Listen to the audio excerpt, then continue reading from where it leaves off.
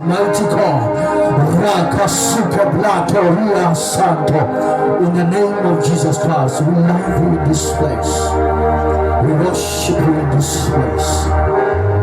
We Santa Labanda Labasete Kelebaha. We Sabina, Wingos, Rubangos Lajena. We honor your presence in the name of Jesus Christ. We humble ourselves before Almighty throne. You are holy, you are awesome, O Lord, in the name of Jesus. Father, we thank you. Father, we glorify your holy name in the name of Jesus Christ. Thank you, Holy Spirit. Baba Sekele Belezi Balada Santa Di Blahado. Janaba Sopatele Bidi Kilivano, Zemble Ketele Bidi.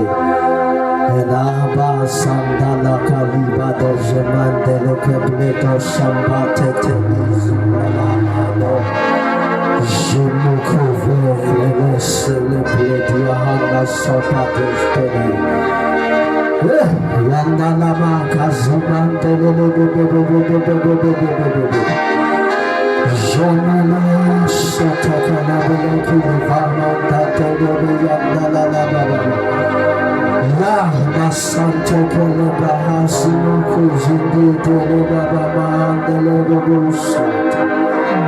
Jesus Christ, Holy Spirit, have your way in this place. Have your way in this place. Nala Santo Bandes Keleba Santa Catayana.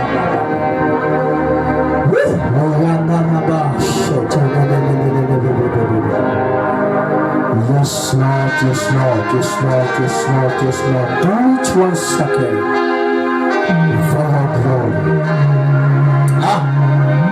So we honor you, we honor you, we honor you. We humble ourselves before your holy throne. We bow down before your holy throne. Ubani Kosi, Longa Melana now, Ubani Kubukulu, Longa Melana now, when I wait on Kosi, you really reign even in the spirit of darkness. You are the everlasting God, in the name of Jesus Christ. Shabalando, Sikema, Levato, Mandestani, Brahasante. Father, we thank you. Father, we thank you for our anointing in this place. We thank you for your divine favor. We thank you for the power that brought Jesus Christ from the dead. In the name of Jesus Christ. Thank you, Holy Spirit. Hallelujah. Hallelujah. Amen. Bingelela. Emini ekamela cheso. Hallelujah. Bingelele. Apostol Walakaya in the name of Jesus Christ. Bingelele. Prophet. Bingelele mfundisi lambini. Ibandla ngempilelele egameni la Jesu. Hallelujah. Siyabonga uNkulunkulu ukuthi we are here to pray. Hallelujah. Sitekta uthandaza. Amen. Hallelujah. So Apostoli ngiyayithi mine when we speak about prayer, hallelujah, suke singakhulumi ngenvo yebantfu bonke. Hallelujah. But it called certain people, hallelujah, to tap into prayer. Kubita hlobo lelitsite lebantu, hallelujah, kuze bakhone kuthepa emthandazweni. Hallelujah. If funza iBhayibheli liveta indzaba lithi Jesu ngalenye ilanga wahamba nebafunzi bakhe wanyukela nabo etule entsabeni to spend time in prayer. Hallelujah. But nafunza leBhayibheli lithi labafunzi bakhe lebekanyuke nabo kwatholakala ukuthi abekho in the same position noma abekho in the same level of understanding naye. Hallelujah. That's why, when he was praying, hallelujah, bona balala. Hallelujah. While he was praying, bona balala. Hallelujah. Because emthandazweni kuba ne-level letside. Hallelujah. But aba akusibonke bazalwane nje laba easy kunyukela emthandazweni. Hallelujah. but ngibutha ihlobo lomthitha labazalwane haleluya labangakhona kunyukela emthandazweni haleluya. Siyabonga ke uNkulunkulu ukuthi we are here to pray hallelujah in the name of Jesus Christ hallelujah. Kwasithusi kungasikhathathi hallelujah lokuthi sibancane kangakanani. iBhayibheli wakusho ngemabomu uNkulunkulu nakathi uma nibabili noma nibathathu hallelujah nihlangene ngebizo lakhe. Ngiyafuna nje ukuthi why ayiqalele nombolo la 2 hallelujah. He understood ukuthi akusi kakhulu ngeningi lebanga hallelujah, but kakhulu kungalokho lokwentiwako hallelujah ukuthi kwentiwa kubani hallelujah. Ngetinhlitiyo letinjani hallelujah, because when we pray hallelujah we pray to God for letinhlitiyo tethu hallelujah. Inamba ayinenzaba kakhulu hallelujah, but ukumcoka kakhulu ukuthi siyayithinza yini lenhlitiyo yaNkulunkulu sathandaza egameni laJesu hallelujah. Lokumcoka ngilokuthinza lenhlitiyo yaNkulunkulu in the name of Jesus Christ hallelujah. So ezike sisethamthandaza sisaqhubekile sisathandaza seqalile sithandaza hallelujah. There is one thing that we need to understand hallelujah ukuthi nangeliphutha uNkulunkulu bekangeke and this time hallelujah ahlele lesikhathi lesi akhe lesikhathi lesi asende sibe available in this place just for nothing hallelujah. Akuzange hallelujah nasemlandweni akuzange sekwenteke uNkulunkulu ahlanganise abantu hallelujah bese ubahlanganisela lead amen hallelujah. The fact ukuthi wena ukhona ngikhona nami hallelujah, it is because izulu likumile lokuthina nawe sibakhona and sisavumelana in the name of Jesus Christ. There are things hallelujah that are going to happen in the realms of the spirit. Nangabe ungananga iBhayibheli lithi one day hallelujah wesuka Israel uyokulwa lithi the time ayokulwa Israel lithi ke now Moses hallelujah akayanga le ethafeni labe libayokulwa khona hallelujah, but lithi bahamba baba bathathu bona hallelujah. Bona they decided to go up to the mountain bahamba baya entsabeni hallelujah, but labe bahamba bayokulwa babe banengi bona hallelujah.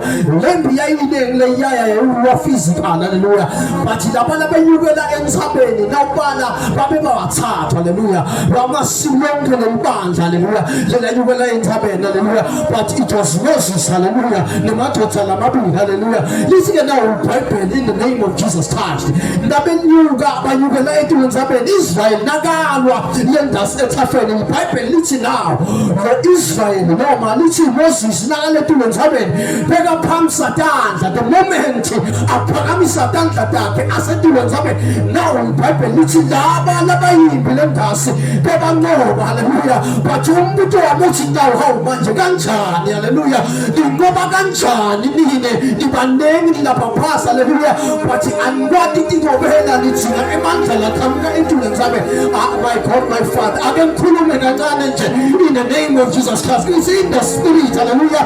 Le nombolo it doesn't matter in the name of Jesus Christ, but lokumetha lishabo manje kuba kunguthi inombolo isehlangene hallelujah sithephe kangakanani in the spirit hallelujah. How do we understand things of the spirit in the name of Jesus Christ? Nangabe singa understand into here this is Bible one man hallelujah wakhona kuthandaza I mean one man hallelujah. iBhayibheli ligoda ukuthi beka umuntu afanana nathi hallelujah, but lithi wathandaza in the name of Jesus Christ wathandazela lizwe lonke hallelujah. Lithi imvula yangani for 3 years one man hallelujah. Yokusho ukuthi ngalabanye amagama is not about the number in the name of Jesus Christ, but it is about hallelujah ungekusi umepi nalenkosi in the name of Jesus usakwenda umepi nalenkosi. Now iBhayibheli lithi nabenyuka bayethu entsabeni lithi they were lifting up the hands hallelujah. Lithi Moses nakaphamisa letandla lembi yayithola emandla inqoba in the name of Jesus Christ. Because bazalwane there is one thing that we need to understand. Impithethu atisitele physical in the name of Jesus Christ. Once you are uyayiconza lento ukuthi asibi into leti physical. Hallelujah. It might happen vele kuyenteka letinye sibona ti physical but tikamoya lastilana tokhona in the name of Jesus. Mina I so much believe ukuthi lokuhlangana kwethu silihlanzana leligaka we can pray for a shift in this country and the shift yendeke in this country because it is not all about the number. Hallelujah. It is about ukuthi labantu nabemile bemenga siku isikhathi uNkulunkulu umephi ngaleso sikhathi. Hallelujah. Israel break in the name of Jesus Christ. So tabana lapenda sethafena. Hallelujah. Tabana Israel bekanga nje bekayimbi leningi kakhulu. Hallelujah. Nabana lapethafena this is the moment the bank at phakama lembi bento. This is ngalesikhathi behlisa letandla Moses uyayibonakala lembi ya Israel yohlulwa. Lesho ukuthi ngalabanye emagama. Hallelujah. Akusiko ngale nombolo leningi. Hallelujah. Lelwako. Hallelujah. Nokusibatheneke kangakanani but inzaba isekutheni nome kanjani nale nkosi lenqobelative in the name of Jesus Christ. Nome kanjani nalomzala yenemandla kunqobela. So sitomemethela nje kumhlangano lesinawo emini egameni laJesu Kristu waseNazaretha ukuthi we don't care about the number but we know what we are dealing with in the spirit. Hallelujah. Siyazi ukuthi sisendane efendaba moya in the name of Jesus Christ. So I just want us to read, hallelujah, quickly in the name of Jesus Christ. Luke chapter number 1 in the name of Jesus. Luke chapter number 1, hallelujah, in the name of Jesus. So that we pray, hallelujah. We are here to pray, hallelujah. Meaning of times of Tandaza, because see, I have seen Bonile Tandazo, Ukupulatin on Tanda. That's what Nenman, it is prayer, hallelujah. Tandazo change unchangeable situations, hallelujah. That's what meant but Sabulati second Nyama, it is prayer, hallelujah. So good thing about hallelujah. We may escalate in the name of Jesus Christ. But in God's church, we choose to praise Yana in the name of Jesus Christ. We refuse, hallelujah, in the name of Jesus Christ. In the apostle as I was meditating, hallelujah, in the phone, what is happening, hallelujah. Hallelujah. Any more inspiration in the past, hallelujah. There is nothing, absolutely, there is nothing that can change, hallelujah. No matter that can challenge God's plan, hallelujah. Because the love dark, hallelujah. When He speak, hallelujah, things happen, hallelujah. No matter what the devil, no matter Satan, no matter Satan, when God speak, hallelujah.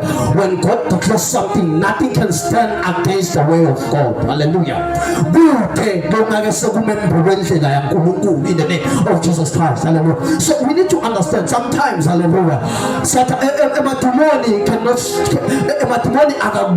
hallelujah, if God has announced, hallelujah,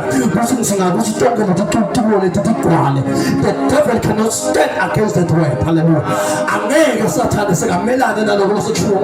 Hallelujah. But sometimes God, hallelujah, can test us, hallelujah. We are see test, hallelujah. Just want to see, hallelujah. Are we going to do Him later? I cause just because the number I hallelujah. Hallelujah. But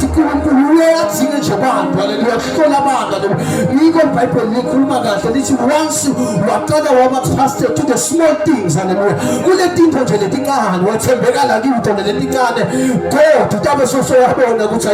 I can work with this man, I can work with this lady.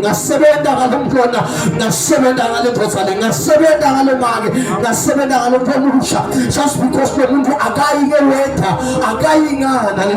understand which God one thing testimony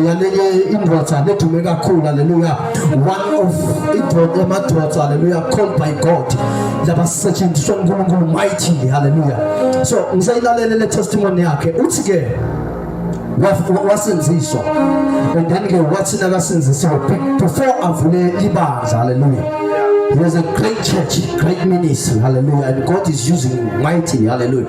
Before aqale leli bandla, what happened? Nokwenteka wasinziswa, wasinakasinzisiwe ngoNkulunkulu wambitha, hallelujah. So nakambitha uNkulunkulu umbithela to a big church, hallelujah, nje big lihola lelikhulu. Uthi go, I want you to preach. Ufuna ukuthi ushumayela nabanye abantu nabaya. So this man nakayichaza lethaba yakhe uthi wasuka wahamba waya leholeni hoping ukuthi ushumayela abantu. A big hope la lihola lelikhuluma. So uthi nakangena lakhathi eholeni wakhatha ukuthi empty. I mean empty chairs. Wahlala phansi waqale wabinzisa atshela ukuthi utawubona labazalwane bangena. Wabona khamba isikhathi ukuthi bazalwane labangenako. Wathi ngoba this is the time now to come to preach. These are souls. Akhuluma ngale tutulo. What it is are souls. What it is man I'm funanga ne question, hallelujah. Ngasukuma and I begin to preach. Ngashumayela ngoba ngathi ngishumayela abantu ngathi ngishumayela tutulo. Uthi ngathi ngishumayele titulo ngahamba ngabuyela ekhaya. Uthi then the Holy Spirit wasuyabuya ministerisha futhi empilweni yakho. Wathi uyabona tonke letitulo lokushumayela lethu. Those are souls. They are imiphefumulo. Because I want to ngifuna ukukufunzisa ukuthi umphefumulo ukhona kulanza in the spirit. Bantu ukhona kubalanza in the spirit before it come to manifestation. Let us pray that in our we saving souls besilanza abantu. You'll see, hallelujah. Uthi ke waqhubeka yaqala ke ministry yakhe yaqala kanjalo. Uthi he was shocked one day. Nakathi usuyangena esontweni wabona kugcwele ititulo kugcwele abantu. Lekangayi kuwenta evangelism wayobashumayela. Sothi uNkulunkulu because uNkulunkulu mbakhe. The moment this guy was preaching those chairs, bakwendeka la into nayilebe ikhulunywa ngumprofeti tolo la ukuthi sometimes uNkulunkulu can visit people, hallelujah.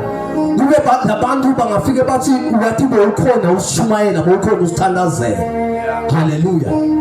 So labantu were touched, basemakhaya and they babona ukuthi ayikhona manje nango umuntu osizako and they begin to run by ethembelini laNkulunkulu. Uthi that is how my ministry yathama kanjalo, hallelujah. So bazalwane, I'm trying to say ukuthi thina kwethu nje umsebenzi wethu ukulalela nje kuphela and we do as the cross is ascend, hallelujah. Once alalela kahle, hallelujah, we see things happening, hallelujah. uNkulunkulu wakwakhuluma indzaba kimi ngalenye la wathi lento lebeyenda Jesu impilo yakhe ibe unique beside ukuthi he was the son of God, hallelujah. But lento lebeyenda impilo yakhe nje ibe unique. Most of the time he spent time in prayer. Skathi nesithenge Jesu bekachitha isikhathi emthandazweni, hallelujah. That's why abafundi bakhe asuka asahambe nishone kuphi lithi iBhayibheli bekwendeka yena approach nje awalencane pray, hallelujah. I remember Nagayokhetha apostle, he spent time in prayer, hallelujah, because he understood which there is nothing that can come without prayer. Because when you speak about prayer, nasikhuluma ngemthandazo, sikhuluma ngento lengabonakali physical, hallelujah, but into letisimemetela kuphi evela umthandazo siwenda mhlambe ngamagama lamenyetelo wakho, hallelujah, but we are speaking things in the realms of the spirit, hallelujah. We are calling things in the realms of the spirit, hallelujah. Before things they begin to manifest, they need to be called in the realms of the spirit. Sithi lanze evela kamoya singakati bambi tangible. Hallelujah. Kude la kombuso bazalwane lesikiwe in this kingdom of God. Hallelujah. Yonke into lesiyendayo. Hallelujah. Yendeka kale venda kapona. If now ufunda iBhayibheli le eGenesis. Hallelujah. Before uNkulunkulu abhale abantu. Hallelujah. Uqale uqalisha emagama, he spoke words. Hallelujah. Asende abantu babe kumfanekiso wethu. Bayikhuluma lento kuqala before it came to manifestation. Hallelujah. Everything that we need to see, we need to speak it in the realms of the spirit. God, hallelujah. Can we quickly read in the name of Jesus Christ? Luke chapter number 1. Maybe beginning from verse number 5.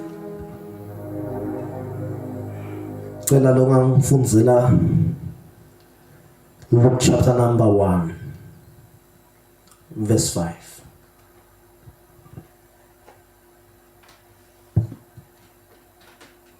Kona longa ngifundzela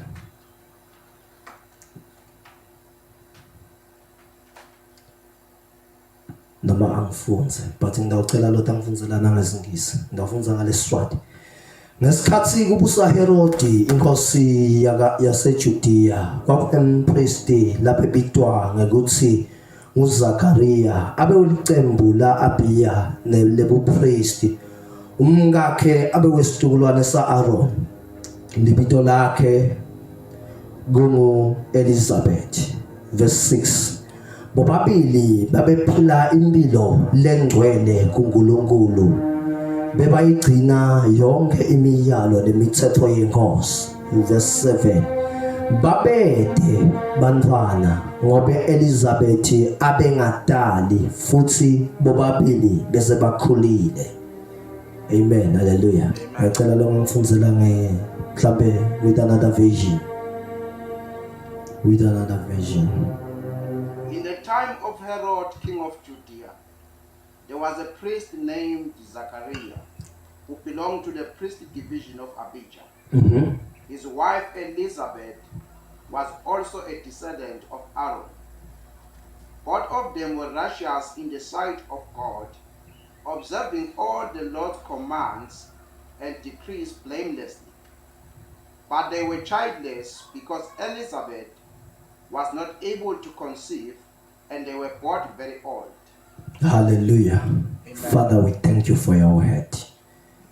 In the name of Jesus Christ. It's a gossip. When you minister your word, what's a gossip? We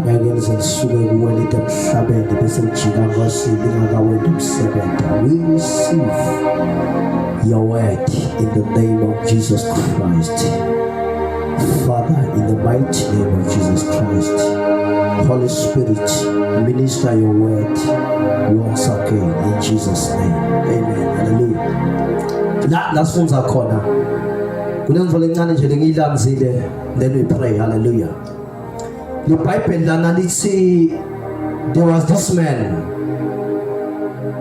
Let's see, then for Talena, Bego in Vota, Lebing priest, hallelujah.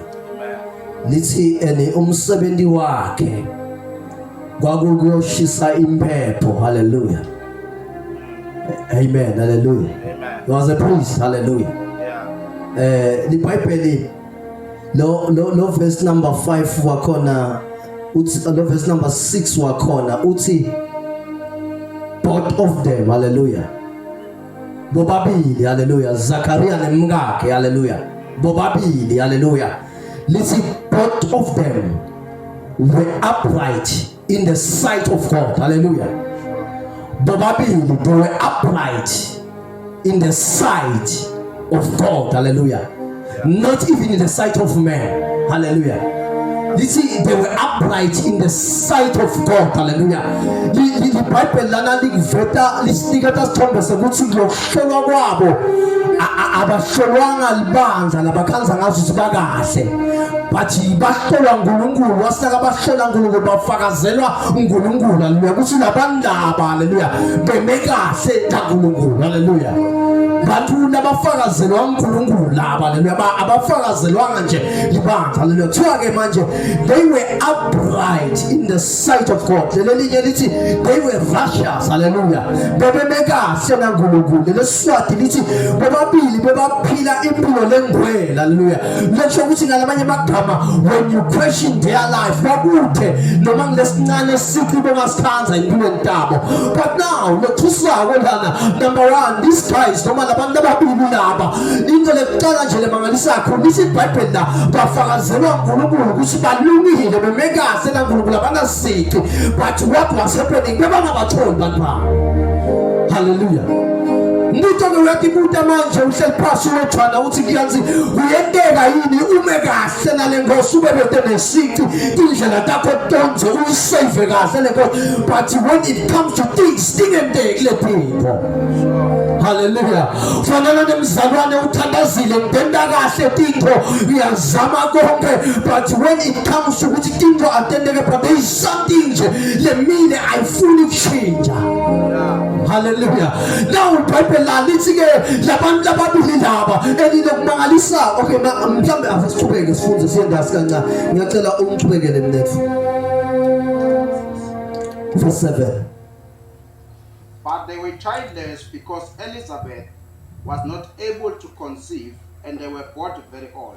Lithi they were childless hallelujah not in their choice hallelujah but just because bangasintsandvo yabo losibangatholi bantwana kwangasika ukuthi bakhethile kwangasika ukuthi futhi abamfuna haleluya because lokuthi iBhayibheli lifike record ukuthi Elizabeth was barren haleluya noma they were trying lokho singalimanye amagama bebazama ukumthola umntwana but bekangatholakala hallelujah kusikuthi abazama bebazama but abazange bamthole lo mntwana haleluya because is iBhayibheli now Elizabeth was barren hallelujah Once when Zechariah's division was on duty and he was serving as priest before God, he was chosen by Lord according to the custom of the priesthood to go into the temple of the Lord and burn incense. Lesiswati lithi lo verse 8 uthi ngalelinye ilanga kwakuligema la Zakaria lekwenda umsebenzi wakhe wobupriest kuNkulunkulu njengalokho kwendeka njengalokho ya Swati okay yeah njengalokho kwatayelekile yes bese isiko lebupristi abedwe inkatho ukuthi ashise impepho eladini ngelisiko lepriest bekadliwe yes tubeke yes ngakho ke wangena ethembelini lenkomo yes Sikhumbi sonke sebantu sasithandaza ngephandle ngesikhathi ashisa impepho Sikhumbule sithuthi sebantu sasithandaza okay now lana ke lo msebenzi lo msebenzi waZakaria hallelujah kwakungukuthi yena in the name of Jesus Christ hallelujah athathe leticelo tebantu in the name of Jesus hallelujah athathe lemithandazo yebantu hallelujah because yena umsebenzi wakhe kwakukushisa lempepho hallelujah la khona labantu beta leticelo tabo beta nekuxolisa kwabo beta nani hallelujah kwakhe yena bekuthatha letinto ngalamanye emagama bengasho ukuthi Zakaria umsebenzi wakhe hallelujah kwakunyusela labantu kuNkulunkulu ukuthi Nkosi bathethelele Nkosi donsisa indlela tabo Nkosi bakonile nana Nkosi sibani kusinga ini manje Nkosi umbonelele in the name of Jesus yena umsebenzi wakhe kwakukumikisa lokho and I'm pretty sure I'm very sure hallelujah ukuthi it was not the first time hallelujah ayenda lento and I'm very sure ukuthi there were results hallelujah lebe bawathola labantu in the name of Jesus Christ bekakhona results bekawathola labantu after sekamikisele mithandazo because bebangeke labantu bathubeke bamlandzele bahlale ngaphandle bathandaza ngene lutho ngokusho ukuthi ekuthandazeni kwakhe amikisa lempepho ayishisa lapha uNkulunkulu kukhona iaction lebekayenda kulabantu in the name of Jesus Christ manje my question is Zakaria you are praying for people umikisa imthandazo yabantu leminye yayo iyaphenduleka but your prayer ayiphenduleki hallelujah kwendeke hallelujah in the name of Jesus. Kwendeka prophet, kwendeka apostle, uqotshiwe uva ukuthi you are full of anointing. Praying for people. Hallelujah. Thandazele bantu bone things zotendeka, but when it's come to your life, bona yakho image. Yeah, baba uyayithandazela lento. Yeah, ufika umuntu afika athi mfundisi uyathi kunjena man in the name of Jesus Christ. Can you pray for me? I have this challenge. Uzobe shocked ukuthi musi the challenge lekanayo nami challenge lenginayo. But when you begin to pray, hallelujah, akamke kusasa sekushayela athi mfundisi thank you for your prayers. Ngisenje nangisuka kuwe uNkulunkulu wangentela. When you begin to ask yourself, Nkosi mina ngikone ngani? Kambe ngakhona into engakwendi kahle in the name of Jesus Christ. Hallelujah. Now listen to Bible la. Lendoda leNzakaria le iyaqhubeka manje. Yathina seyifike to a point. Hallelujah. Because uNkulunkulu usingafika to a certain point. Hallelujah.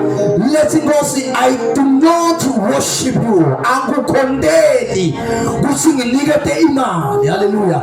Angukondeli ukuthi nginikete umsebenzi. Hallelujah.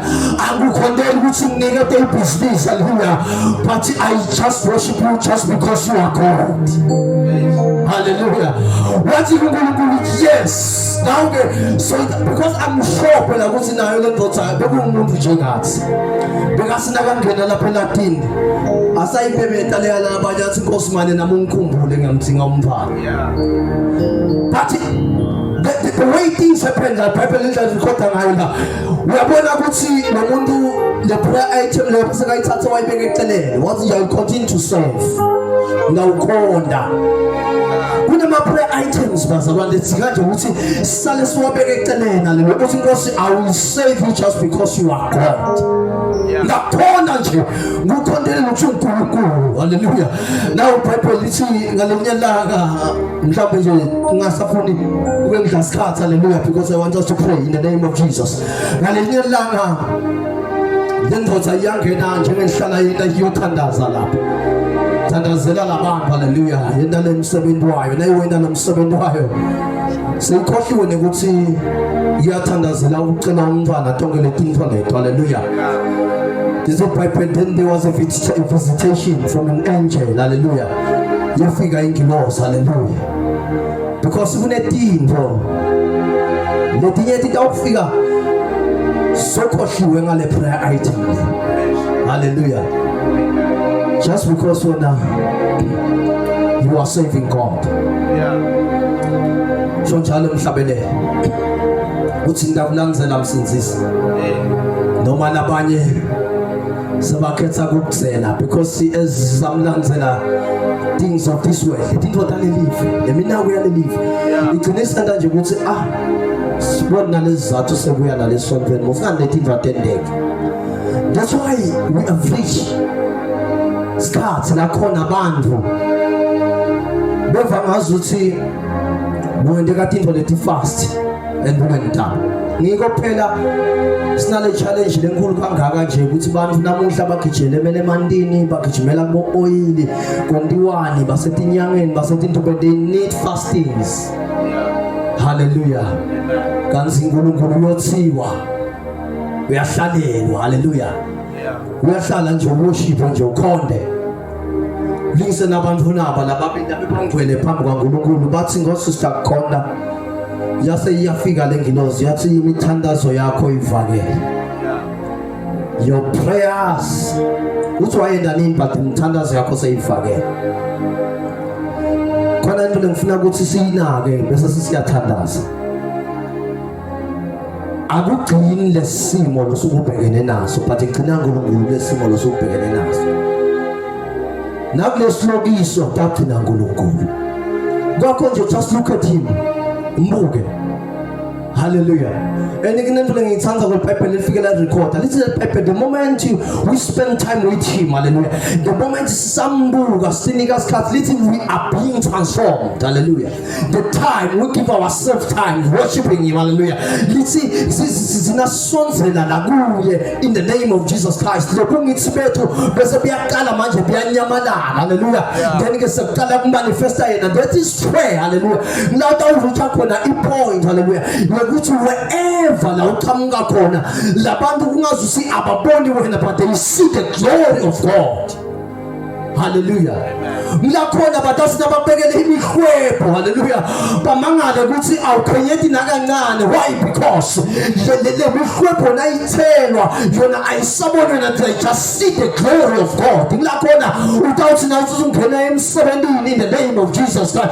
Labantu bagcine sebathi nababuka abasaboni wena but they see the glory in the name of Jesus Christ. Because the moment you spend time with him, hallelujah, the glory of God, hallelujah, lenkatimulo yakhe ibese iyasimboza noma lenkatimulo yakhe ibese yehlaka ithi iBhayibheli ngalenyanga yake kwenteka kaIsrael when they were praying in the temple in the name of Jesus Christ. This is babonakala lenkatimulo yaNkulunkulu yesha in the name of Jesus Christ. Lithi yesha lenkatimulo yesela kule temple lithi ke manje netizwe tabomakhelwane they begin to witness baqala bayibona ukuthi hayi khona this is the glory of God. I so much pray in this place. Yatandaza in this area in the name of Jesus Christ. To this church, hallelujah. They shall begin to see the glory of God in the name of Jesus Christ. Because there is running the temple where there is glory.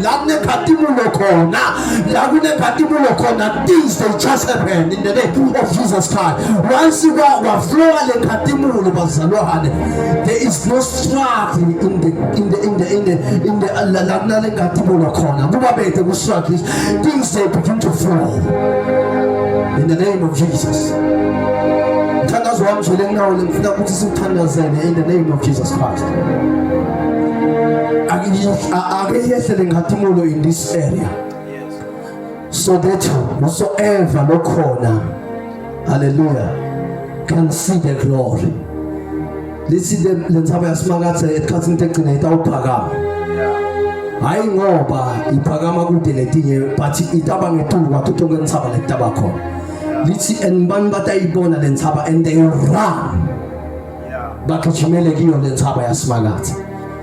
I so much pray, hallelujah. We mean things in the spirit, we mean a serious business, hallelujah. We are praying for the glory of God over this area in the name of Jesus Christ. Mpostoli mina ngifuna sithandazele into lengakavami. Bantu bathi vele kuthindwa nguNkulunkulu bale emakhaya. In the name of Jesus. Ayakuthandaza kulenye indzaba. And as I was praying, uNkulunkulu wakhuluma. Wathi lengikwendako kuleli khaya ngenta nomhlabathi wakhona ubaholo. So nangabe bekusolo kusebenza ubuthakathi la from today onwards thakathi buyanqamuka. Hallelujah. Kunemandla kwenta into lethi ngalento. Hallelujah. Kwanqamuka ubuthakathi lapha kuleli khaya nanyalo nangayobabuda. Batakutshela ukuthi siyamangala ukuthi what is happening. But usanqamuka ubuthakathi kuzika ukuthi labantu nalaba khona la bese bathi nikela ngalokuphelele kule nkosi sebuya masinyana. Hallelujah. To maintain the glory. Ya maintain the glory. Hallelujah. Alishiwa nje lelifu nje. Hallelujah. Because lifu lehamba. So njalo labantwana bakwa-Israyeli nabenda ivow naNkulunkulu bathi kusukela namhla Nkosi na ususa nyawo nathi sitawususa nyawo uthi uNkulunkulu ngitawuhamba ngembi kwenu njengelifu ebusuku I'll put the pillar of fire, emini I'll put the pillar of cloud. And there's one thing that I know, let me understand that under the pillar of fire nothing lebe come in the kingdom of darkness lebe ngakhona ngena. But from those labo basala ngemuva zahamba lelifu, they were experiencing things. Hallelujah. They were told a thing or thief or whatever. Hallelujah. Can you stand on our feet? I want us to pray in the name of Jesus. Shalamando seteli bahasukando shtalabahai. We are praying for the glory of God in this place in the name of Jesus Christ. Sitandazela lelifu lalenkhatimulo yasimakathe, the cloud of fire. The cloud of fire in this area, the cloud of fire. Even in our country, let us pray for the cloud of fire. Kuzinkosi yehlisa lomlilo, lifu lakho lemlilo. so that whosoever nongake mnensandvo yakho kulelive tiyanga takhona tangoma takhona tanusi takhona they shall begin to experience the consuming fire from now and onwards in the name of Jesus Christ. Funa kuthandazeni in the name of Jesus Christ. Nale ekhaya lakho kusukela namuhla whatever spirit lebesikhona operator sehla senyuka because of the cloud of fire, the pillar of fire. Let the fire take charge. Let the fire take its course, because there is one thing that I know. Things will change. Things will change.